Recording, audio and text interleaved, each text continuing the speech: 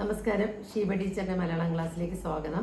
നമുക്കിന്ന് 10ാം ക്ലാസ്സിന്റെ CBSE പരീക്ഷ അടുത്ത് വരുന്നതുകൊണ്ട് ചില ക്വസ്റ്റ്യൻ പേപ്പേഴ്സ് അനാലിസിസ് ചെയ്യാം. അപ്പോൾ നിങ്ങൾക്കറിയാലോ, CBSEയുടെ ക്വസ്റ്റ്യൻ പേപ്പറിന്റെ മാക്സിമം മാർക്ക് 80 മാർക്കാണ്.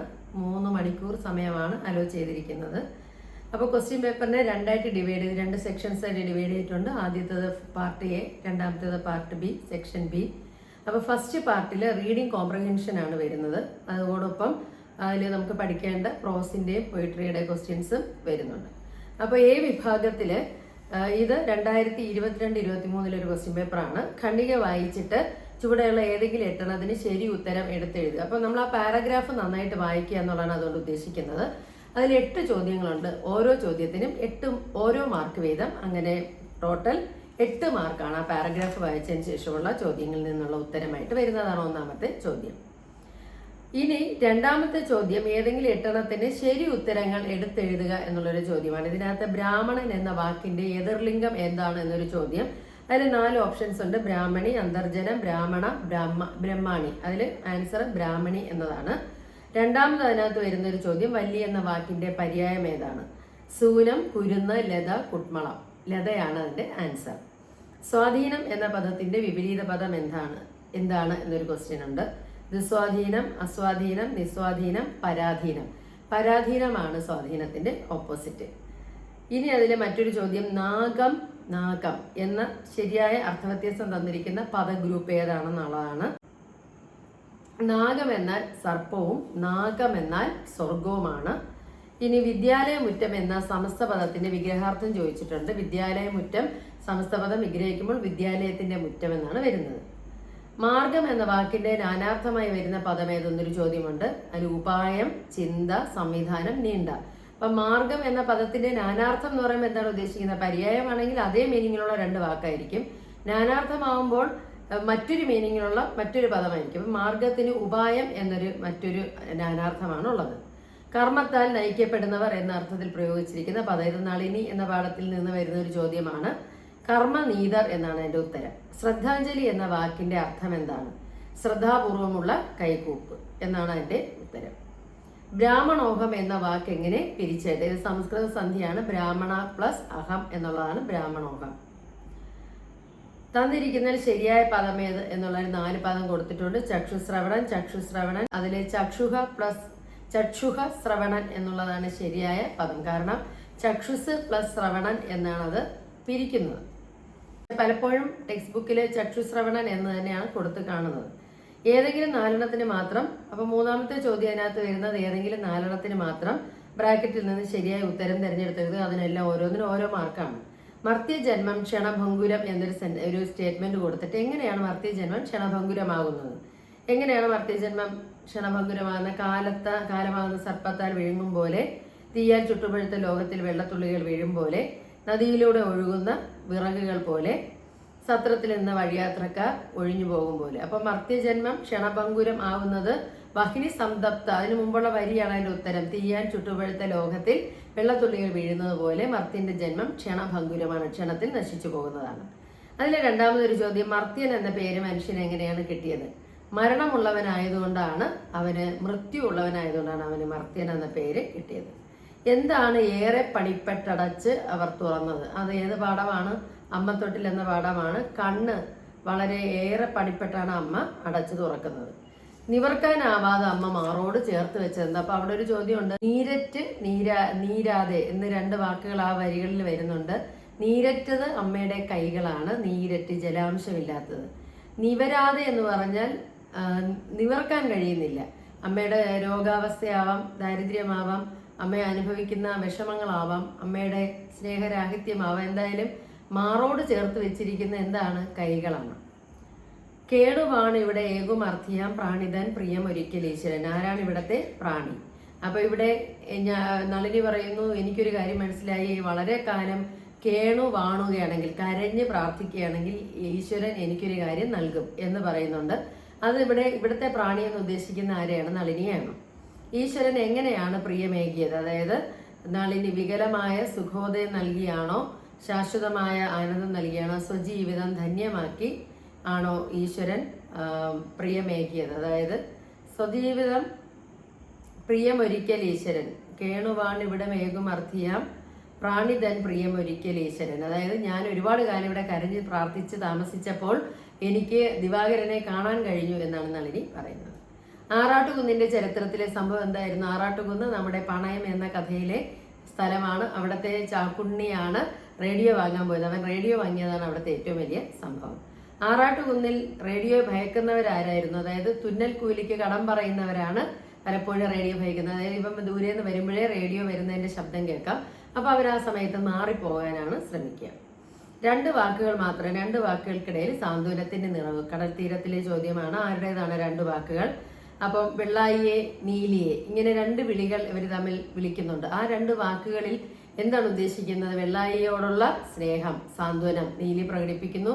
നീലിയുടെ ആ സാന്ത്വനം വെള്ളായിയപ്പൻ മനസ്സിലേക്ക് ഏറ്റുവാങ്ങുകയും ചെയ്യുന്നു. എവിടെ വെച്ചാണ് ഈ വാക്കുകൾ പറഞ്ഞത്? അവർ നടന്നു പോകുന്ന ചവിട്ടടി പാതയിൽ വെച്ചാണ് ഈ വാക്കുകൾ പറയുന്നത്. തിരികൾ തെറുത്തു കൊളുത്താൻ ഉറ്റ മുഹൂർത്തം കാത്തു കുഴഞ്ഞ് മടങ്ങിയ കരവിരിലോട്. ആരാണ് ദീപക്കുറ്റികൾ നാട്ടിയിരിക്കുന്നത്? അത് വളരെ ഇമ്പോർട്ടന്റ് ആണ്. അറിയാലോ, തുമ്പ മേട് നിറച്ച് പൂത്തു നിൽക്കുന്ന തുമ്പ മേട് നിറച്ച് പൂത്തു നിൽക്കുന്നു. പിന്നെ ദീപക്കുറ്റി മഞ്ഞ നിറമുള്ളത് കൊണ്ടാണ് അതിനെ മുക്കുറ്റി മഞ്ഞ നിറമുള്ളത് കൊണ്ടാണ് അതിനെ ദീപക്കുറ്റി എന്ന് പറയുന്നത്. അപ്പൊ എന്തിനു വേണ്ടിയാണ് ഈ തയ്യാറെടുപ്പുകൾ? അതിഥിയെ സ്വീകരിക്കാൻ. ഇവിടത്തെ നല്ല അതിഥി ആരെയാണ്? മഹാബലി. ഇത്രയാണ് മൂന്നാമത്തെ ചോദ്യത്തിൽ വരുന്ന, അതിന്റെ ഉള്ളിൽ വരുന്ന മൂന്നാമത്തെ ചോദ്യത്തിന്റെ അകത്ത് വരുന്ന ചോദ്യങ്ങൾ. ഇനി നാലാമത്തേത് ഏതെങ്കിലും നാലെണ്ണത്തിന് മാത്രം ശരിയായ ഉത്തരം തിരഞ്ഞെടുക്കുക.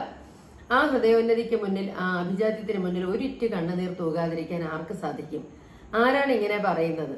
ദ്രൗണി, കുട്ടിക്കൃഷ്ണ മാരാർ, കൃപർ, കൃതവർമാവ്. ഇവിടെ ഈ ഒരു സെന്റൻസ് പറയുന്നത് ലേഖകൻ തന്നെയാണ്, കുട്ടിക്കൃഷ്ണ മാരാർ.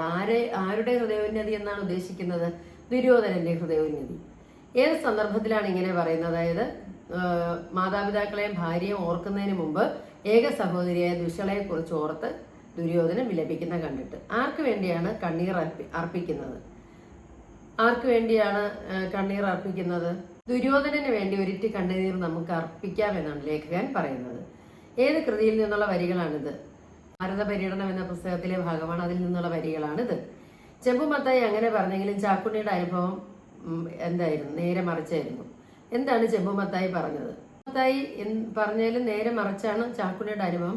ചെമ്പുമത്തായി എന്താണ് പറഞ്ഞത്? റേഡിയോ ഇല്ലെങ്കിൽ നിനക്ക് മനസ്സമാധാനം കിട്ടും, നിനക്ക് നല്ലപോലെ ജോലിയിൽ ശ്രദ്ധിക്കാൻ കഴിയും എന്നാണ് പറഞ്ഞത്. ചാക്കുണ്ണിയുടെ അനുഭവം എന്തായിരുന്നു? റേഡിയോ കയ്യിലില്ലാതായപ്പോൾ അയാളുടെ അളവുകളെല്ലാം തെറ്റി, അത് ജോലിയിലുള്ള അയാളുടെ ശ്രദ്ധ പാളി. ഇത് പറഞ്ഞപ്പോൾ മത്തായിയുടെ മനോഭാവം എന്തായിരുന്നു? റേഡിയോ ഒരു നിസ്സാരമാണെന്നുള്ളൊരു ഭാവമാണ് അയാൾക്ക് ഉണ്ടായത്. മാത്രമല്ല ചാക്കുണ്ണി നല്ല തയ്യൽക്കാരനല്ല എന്നൊരു ഭാവമാണ് അയാൾക്ക് ഉണ്ടായത് ഈ ഒരു വാക്ക് കേട്ടപ്പോൾ. റേഡിയോ ഇല്ലാതായപ്പോൾ ചാക്കുണ്ണിക്കുണ്ടായ അനുഭവങ്ങളിൽ പെടാത്തതെന്ത്? ആൾക്കൂട്ടത്തിൽ ഏകാന്തത തോന്നി, തുണികളിലൂടെ കത്രിക തെറ്റി സഞ്ചരിച്ചു. അതൊന്നുമല്ല, അളവുകൾ തെറ്റാതെ ഉടുപ്പ് തുന്നി. അത് അയാളുടെ അനുഭവത്തിൽ പെട്ടതേയില്ല. അതായത് ബാക്കിയല്ല, അജ്ഞാതമായ പാട്ടിന് അയാൾ ചെവി ഓർത്തു. റേഡിയോ ഇല്ലാതായപ്പോൾ ആൾക്കൂട്ടത്തിൽ അയാൾക്ക് ഏകാന്തത തോന്നി, അയാളുടെ തുണികളിലൂടെ കത്രിക തെറ്റി സഞ്ചരിച്ചു. ഇതെല്ലാമാണ് റേഡിയോ ഇല്ലാതായപ്പോൾ അയാൾക്ക് നടന്നത്.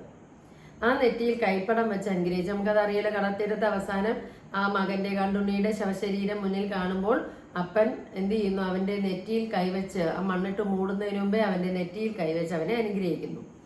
എവിടെ വെച്ചാണ് അനുഗ്രഹിച്ചത് എന്നൊരു ചോദ്യമുണ്ട്. എവിടെ വെച്ചാണ്? അവന്റെ വെളിനിലത്ത് കൊണ്ടുപോയി. ഇപ്പൊ ആ ഒരു നഗരത്തിന് പുറത്തുള്ള, അതായത് ഈ ശവം കൊണ്ടുവന്ന് സംസ്കരിക്കാൻ നിങ്ങൾക്ക് താല്പര്യമുണ്ടോ കാരണവരെയും ചോദിക്കുമ്പോൾ ഇദ്ദേഹം ഇല്ലെന്ന് പറയുന്നു. അവ വെളിനിലത്ത് കൊണ്ടുപോയി ഇത് സംസ്കരിക്കുന്നതിന് മുമ്പാണ് മകന്റെ നെറ്റിയിൽ കൈവച്ച് അനുഗ്രഹിച്ചത്. ശരീരം മണ്ണിട്ട് മൂടുന്നതിന് മുമ്പാണ് അനുഗ്രഹിച്ചത്. OV വിജയൻ മലയാള കഥാസാഹിത്യത്തിൽ എന്നേക്കും സ്മരണീയനായ ഒരു വ്യക്തിയാണ്. അദ്ദേഹം മലയാള കഥാസാഹിത്യത്തിനൊരു നവീന മുഖം നൽകിയ വ്യക്തിയാണ്. അപ്പോൾ ഈ നമുക്ക് അമ്മ തൊട്ടിലെ ഒരു ചോദ്യത്തിലെ ആരാണ് മുന്നിൽ പുറത്തേക്ക് അശാന്തനായ ഈശ്വരൻ കാറ്റൊന്ന് കൊള്ളാൻ ഇറങ്ങിയോ? അപ്പൊ ഇവിടെ ചെന്നപ്പോഴാണ് കവിക്ക് അങ്ങനെ തോന്നിയത്. അതായത് അമ്മ ബുദ്ധികെട്ട് കരിന്തിരി ആളും വരെ. കരിന്തിരി ആളുക എന്ന് പറഞ്ഞാൽ പാഠഭാഗത്ത് ഞാനത് പറയുന്നുണ്ട്. എണ്ണ വറ്റുന്ന വിളക്കിലാണ് കരിന്തിരി ഉണ്ടാകുന്നത്. അപ്പൊ ഇവിടെ അമ്മ കരിന്തിരി ആളുക എന്നുകൊണ്ട് എന്താണ് ഉദ്ദേശിക്കുന്നത്?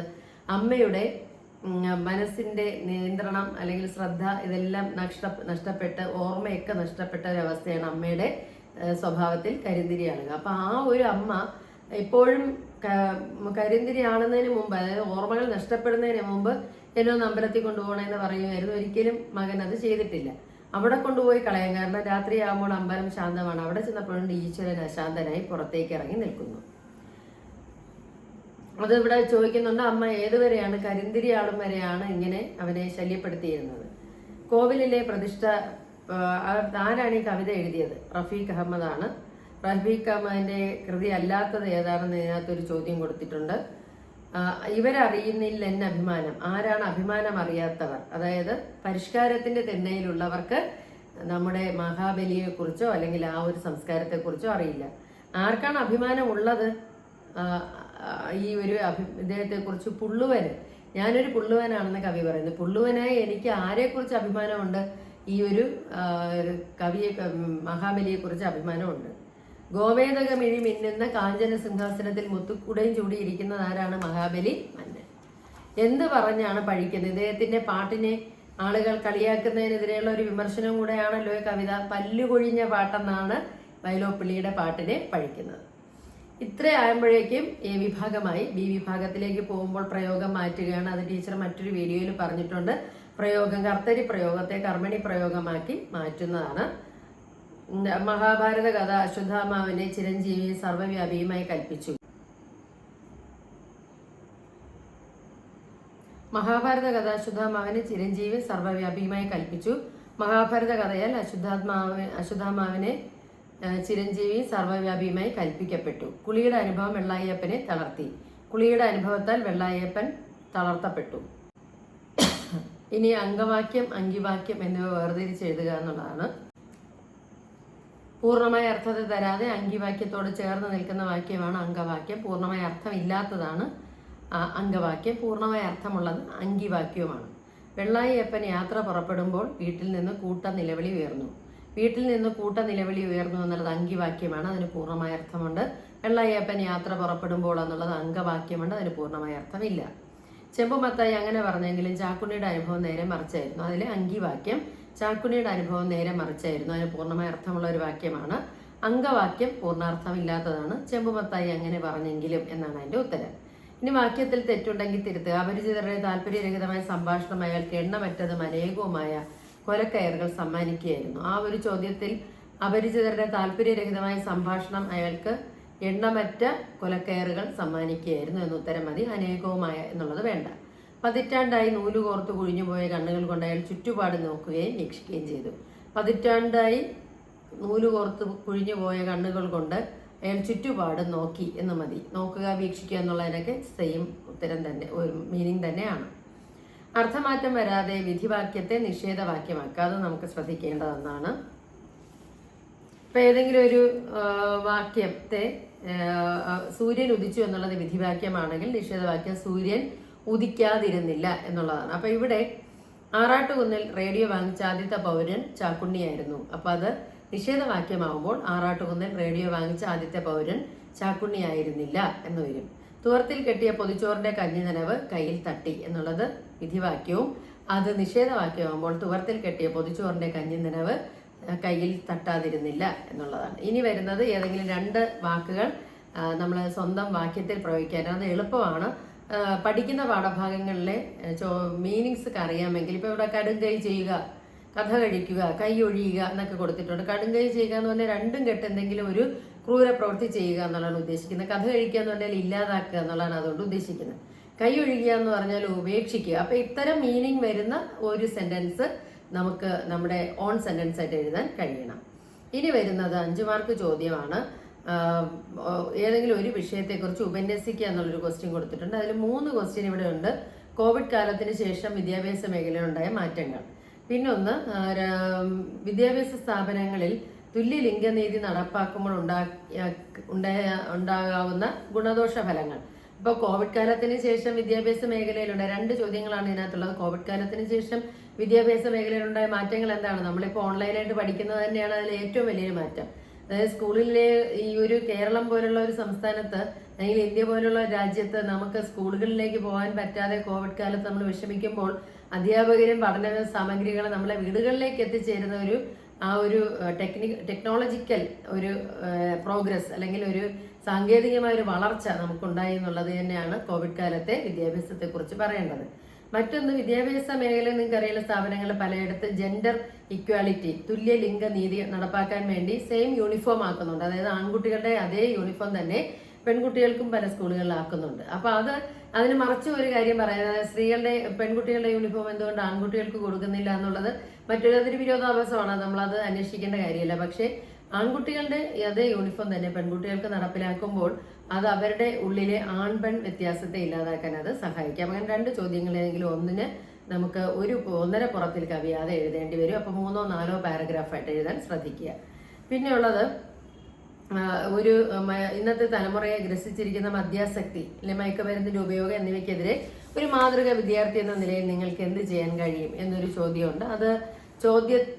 ചോദ്യം അതിനപ്പോൾ എനിക്ക് എന്തൊക്കെ ചെയ്യാൻ കഴിയും എന്ന് ഞാൻ വിശദീകരിച്ചുകൊണ്ട് പത്രാധിപർക്ക് കത്തെഴുതുക എന്നുള്ളൊരു ക്വസ്റ്റ്യനാണ്. അത് 5 മാർക്കാണ്. അപ്പൊ കത്തെഴുതുമ്പോൾ ശ്രദ്ധിക്കേണ്ടത്, പ്രേക്ഷകൻ എന്നുള്ളത് മുകളിൽ എഴുതിയതിനു ശേഷം ആരുടെയും പേര് എഴുതരുത്. പേര്, വീട്ടുപേര്, മേൽവിലാസം എന്ന് മാത്രമേ നമ്മൾ ലെഫ്റ്റ് സൈഡിൽ എഴുതാവൂ. ഞാനത് നേരത്തെ ഒരു വീഡിയോയിലും പറഞ്ഞിട്ടുണ്ട്. അതുപോലെ സ്വീകർത്താവ് എന്ന് പറഞ്ഞിട്ട് പത്രാധിപർ ദിനപത്രം എന്ന് മാത്രമേ എഴുതാവൂ. അല്ലാതെ ആരുടെയും പേരോ സ്ഥലമോ സൂചിപ്പിക്കുന്ന കാര്യങ്ങൾ നമ്മൾ പരീക്ഷയ്ക്ക് എഴുതാൻ പാടില്ല. അതുപോലെ പത്രവാർത്ത തയ്യാറാക്കാൻ വർദ്ധിച്ചു വരുന്ന റോഡ് അപകടങ്ങൾ, നമ്മൾ അതിന് ഏറ്റവും പ്രധാനമായിട്ട് ചെയ്യേണ്ടത്, പരീക്ഷ വരെ ഇനി നമ്മൾ ഒരു ശനിയാഴ്ചയാണ് എക്സാം, അപ്പൊ അതുവരെ നമുക്ക് കിട്ടുന്ന പത്രങ്ങളിലെ വാർത്തകൾ ഒന്ന് ഓടിച്ചു നോക്കുക. എന്തിനു വേണ്ടിയാണത്? പത്രത്തിന്റെ എഡിറ്റോറിയൽ വായിക്കണം. അതെന്തിനു വേണ്ടിയുള്ള ഉപന്യാസം എഴുതാൻ വേണ്ടി. അതുപോലെ പത്രവാർത്ത ആ ഫോർമാറ്റ് തന്നെ, അതായത് ഒരു ഹെഡിങ് കൊടുക്കുക, സ്വന്തം ലേഖനം എഴുതുക, 2 കോളമായിട്ട് ആൻസർ എഴുതുക. അങ്ങനെ പത്രവാർത്തയെ തയ്യാറാക്കാം. ഇനി ഉള്ളത് ഓരോന്നിനും 3 മാർക്ക് വീതമുള്ള ചോദ്യങ്ങളാണ്. ജയിലിലേക്കുള്ള വഴിയിൽ വെള്ളായപ്പന്റെ യാത്ര ഒരു ഗ്രാമത്തെ മുഴുവൻ ദുഃഖത്തിലാക്കി. പാഴുതറ ഗ്രാമത്തിലെ പ്രകൃതിയും മനുഷ്യരും എങ്ങനെയാണ് വെള്ളായപ്പനെ യാത്രയാക്കിയത്? അതിനകത്ത് പറയുന്നുണ്ട്, പാഴുതറയിലുള്ളവരുടെ കയ്യിൽ പണം ഉണ്ടായിരുന്നെങ്കിൽ അവർ അത്രയും പേര് കൂടെ ഇവിടെ പോകുമായിരുന്നു, വെള്ളായപ്പനോടൊപ്പം പോകുമായിരുന്നു. അതുപോലെ പ്രകൃതി ഊട്ടുദൈവങ്ങൾ സംസാരിക്കുന്ന പോലെ ഈ കരിമ്പനകളിൽ നിന്നൊക്കെ ഇങ്ങനെ കരിമ്പനകളുടെ പട്ടകൾ തമ്മിൽ ഉലയുന്ന ശബ്ദം. അപ്പൊ പ്രകൃതിയും കൂടെ കരഞ്ഞുകൊണ്ടാണ് അദ്ദേഹത്തെ യാത്രയാക്കുന്നത്. ശ്രീകൃഷ്ണൻ എങ്ങനെയാണ് അശുദ്ധാത്മാവിനെ ശപിച്ചത്? 3000 ആണ്ട് കാലം നീ ചരവും ചോരയും നാറി ഈ ലോകം മുഴുവൻ ഇങ്ങനെ അലയും, നിനക്കൊരിക്കലും ലോകങ്ങൾ ലഭിക്കില്ല. സുഭദ്രയുടെ വയറ്റിൽ കിടക്കുന്ന കുഞ്ഞിന് നേരെ ബ്രഹ്മാസ്ത്രം പ്രയോഗിച്ചതുകൊണ്ട് ദുരാത്മൻ, നീ ഒരിക്കലും മോചനം പ്രാപിക്കാതെ അലയും എന്നൊരു ശാപമാണ് ലഭിക്കുന്നത്. ഇനി ഏതെങ്കിലും 2 ചോദ്യങ്ങൾക്ക് ഉത്തരം എഴുതുക. ക്രോധം പരിത്യജിക്കണം ബുധജനം, കാരണം ക്രോധമാണ് എല്ലാ ദോഷങ്ങൾക്കും കാരണം. അന്യജീവനുതകി സ്വജീവിതം ധന്യമാക്കും അമലെ എന്ന് പറഞ്ഞത് ആരാണ്? നളിനിയിൽ ദിവാകരൻ തന്നെയാണ്. ഇതിന്റെ ആശയം എന്ന് പറഞ്ഞാൽ, ഇത് നമ്മുടെ ജീവിതം നമ്മൾ ധന്യമാക്കുന്നത് അന്യജീവന് പ്രയോജനപ്പെട്ടുകൊണ്ടാണ്. അതാണ് താൻ ചെയ്തുകൊണ്ടിരിക്കുന്നതെന്നാണ് ഇദ്ദേഹം പറയുന്നത്. ഒന്നിനും കൊള്ളരുതാത്തവനെന്ന് ഇവൾ ഇന്നും വഴി പറഞ്ഞേക്കാം, മടങ്ങാതെ വയ്യ എന്ന് പറയുന്നുണ്ട്. അപ്പോൾ ഇത് ആത്മനിന്ദയുള്ള ഈ ഒരു വാക്കുകൾ പുറപ്പെടുവിക്കുന്നത് ആരാണ്? അമ്മത്തൊട്ടിലെ മകനാണ്. അപ്പൊ അത് ഇന്നത്തെ കാലഘട്ടമാണോ അതിനകത്ത് വരുന്നത്? ശരിയാണ്. കാരണം ഭാര്യ പറഞ്ഞു വിട്ടു അമ്മയെ കൊണ്ടുവന്ന് എവിടെയെങ്കിലും കളഞ്ഞിട്ട് വരാൻ. മകനാണെങ്കിൽ അങ്ങനെ കളയാനും മനസ്സില്ല. അപ്പോൾ ഒന്നിനും കൊള്ളരുതാത്തവളെന്ന് അവൾ വഴി പറഞ്ഞേക്കാം എന്ന് പറയുന്ന ഒരു മകൻ ഇന്നത്തെ കാലഘട്ടത്തിലെ പല നിസ്സഹായരായ ഭർത്താക്കന്മാരുടെയും ഒരു അടയാളം തന്നെയാണ്. ഏതെങ്കിലും 2 ചോദ്യങ്ങൾക്ക് ഉത്തരം എഴുതുക എന്നുള്ളത് നമ്മുടെ ചട്ടമ്പി സ്വാമികൾ ആണ് നമുക്ക് അതിനകത്ത് പഠിക്കാനുള്ളത്. 1 മുതൽ 9 വരെയുള്ള ചാപ്റ്റേഴ്സ് മാത്രമേ പഠിക്കാനുള്ളൂ. ചട്ടമ്പി സ്വാമിയുടെ ബാല്യകാലം എങ്ങനെയായിരുന്നു? ഒരു സർവകലാ വല്ലഭനായിരുന്നു ഇദ്ദേഹം എന്ന് തെളിയിക്കുന്നതിന്റെ ഉദാഹരണങ്ങൾ. പിന്നെ കുഞ്ഞമ്പിള്ള ഹജൂർ കച്ചേരിയിലെ ജോലി ഉപേക്ഷിക്കാനുള്ള കാരണം. ഇതെല്ലാം ടീച്ചർ മറ്റൊരു വീഡിയോയിൽ പറയുന്നുണ്ട്. അപ്പൊ ഇത്രയും ചോദ്യങ്ങൾക്ക് ഉത്തരം എഴുതി കഴിഞ്ഞാൽ നിങ്ങൾക്ക് 80 മാർക്ക്. അപ്പൊ ഏറ്റവും നമ്മൾ ശ്രദ്ധിക്കേണ്ടത്, CBSEയിൽ നന്നായിട്ട് ചോദ്യങ്ങളുടെ ഉത്തരം എഴുതുകയാണെങ്കിൽ ഫുൾ മാർക്ക് ലഭിക്കുന്ന രീതിയിലാണ് നിങ്ങളുടെ പേപ്പർ വാല്യൂഷൻ. അതുകൊണ്ട് കഴിയുന്നതും പാഠഭാഗങ്ങൾ നല്ലപോലെ മനസ്സിലാക്കി വെക്കുക, അതിന്റെ ആശയം നന്നായിട്ട് എഴുതി വെക്കുക, ഇൻട്രൊഡക്ഷൻസ് ഒക്കെ ഒന്ന് എഴുതി തന്നെ പഠിക്കുക. ഇത്രയും ചെയ്തു കഴിഞ്ഞാൽ നിങ്ങൾക്ക് നല്ല മാർക്കോടെ പരീക്ഷ പാസ്സാവാൻ കഴിയും. ഇപ്പോൾ ഈ ഒരു 2024 CBSE പരീക്ഷ എഴുതുന്ന എല്ലാ കുഞ്ഞുങ്ങൾക്കും ടീച്ചറിന്റെ ഹൃദയം നിറഞ്ഞ പ്രാർത്ഥനയും ആശംസകളും. വളരെ ശ്രദ്ധാപൂർവം പരീക്ഷയെ കൈകാര്യം ചെയ്യുക. യാതൊരു ടെൻഷനും വേണ്ട. നിങ്ങൾക്ക് നല്ല പോലെ അറിയാവുന്ന ചോദ്യങ്ങളായിരിക്കും നിങ്ങളുടെ ക്വസ്റ്റ്യൻ പേപ്പറിൽ ഉണ്ടാവുക. അടുത്ത ക്ലാസ്സിൽ കാണുന്നവരെ സ്നേഹത്തോടെ ഷീബ ടീച്ചർ.